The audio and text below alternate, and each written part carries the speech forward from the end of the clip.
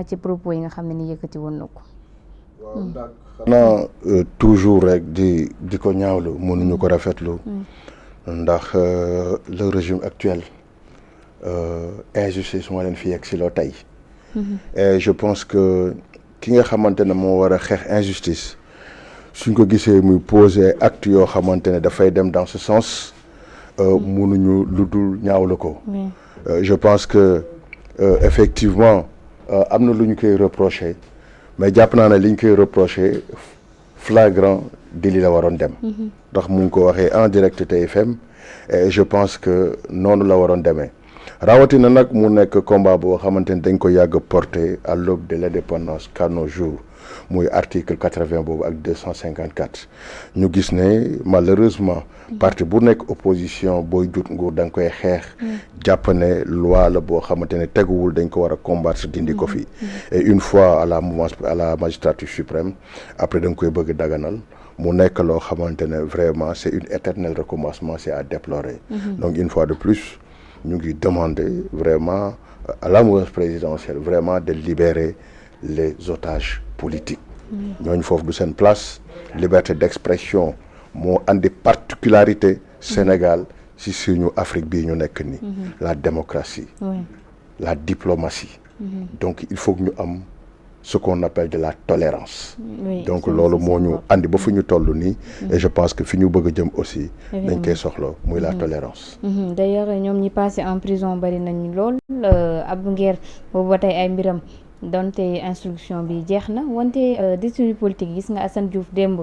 moom génn na Assane Diouf naan nañ koy libéré gannaaw buñ ko tegee buñ ko condamné 4 mois alors que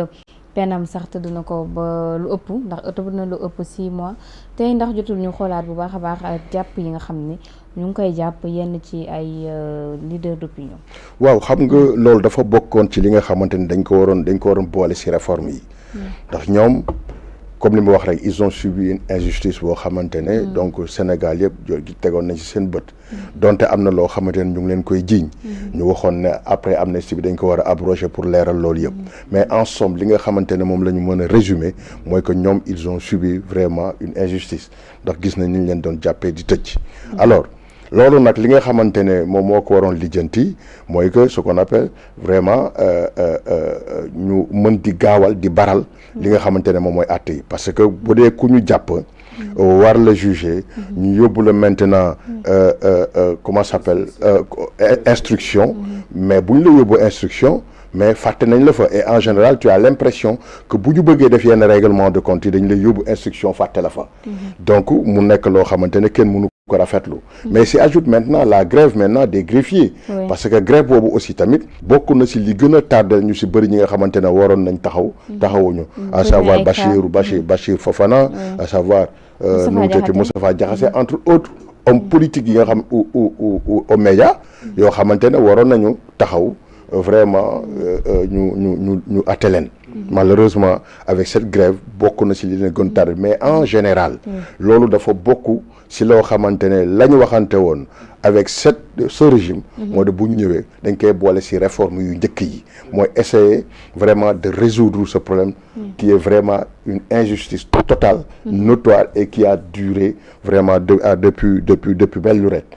donc loolu dañ leen ci xaar jàppoon nañ ne bi ñu defee assise nationale bi ñu doog a egsi yaakaaroon nañ ne balay heure bi dina bokk ci nga xamante ne dinañ ko absorber mu taxawee boor mais malheureusement ba léegi kenn adduwaatu ci et dafa mel ni à la limite dañ koy xeexee mu nekk loo xamante ne képp koo xamante ne réclame d'un républicain mënoo ko rafetlu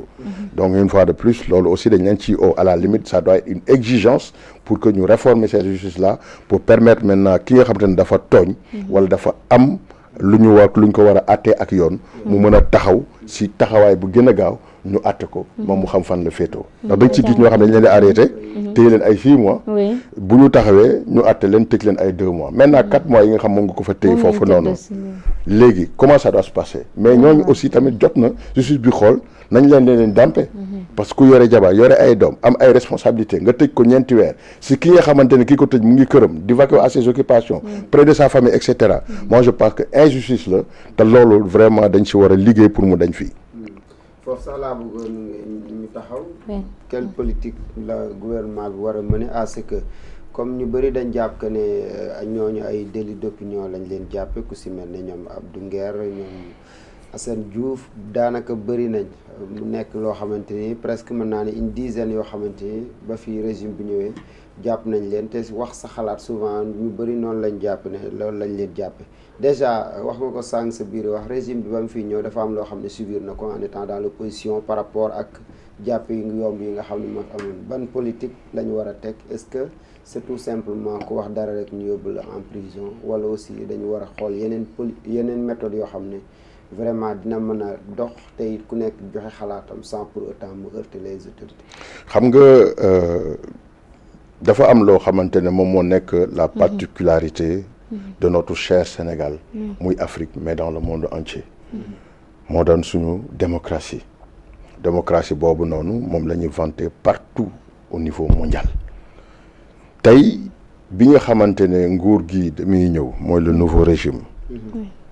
dañu waxante woon ne bu ñëwee toog réforme yi ñuy boole loolu dañ koy vraiment éradiquer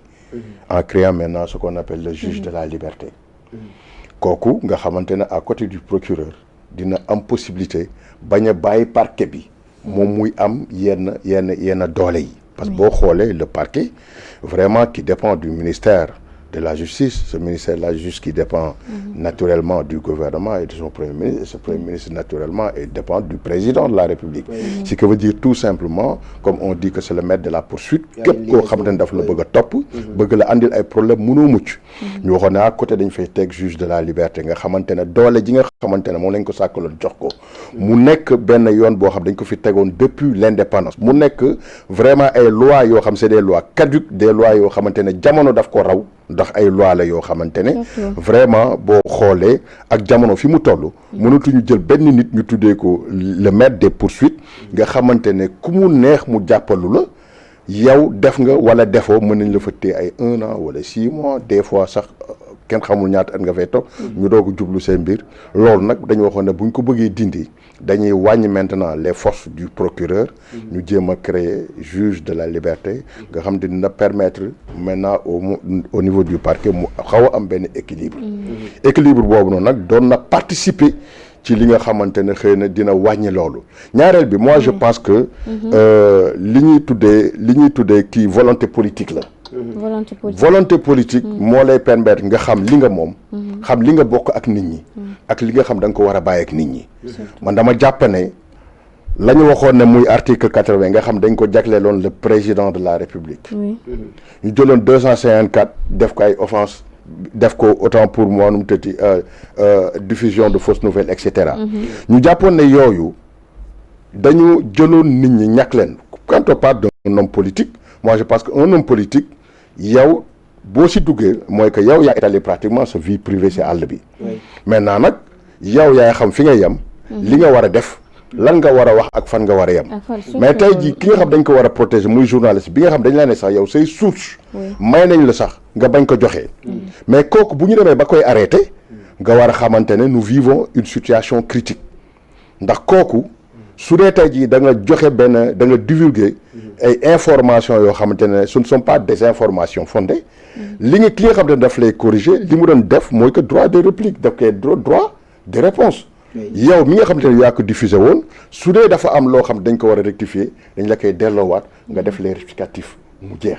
mais gis nañ ne léegi pour un oui ou non ñu arrêté la traîner la en justice dem ba nga xamante ne ñiy toog ci plateau yi sax ils sont hésitants da nga ci gis ñoo xam boo leen invité ñemeetu ñu dem parce que kii toog ci plateau mooy wax mooy juum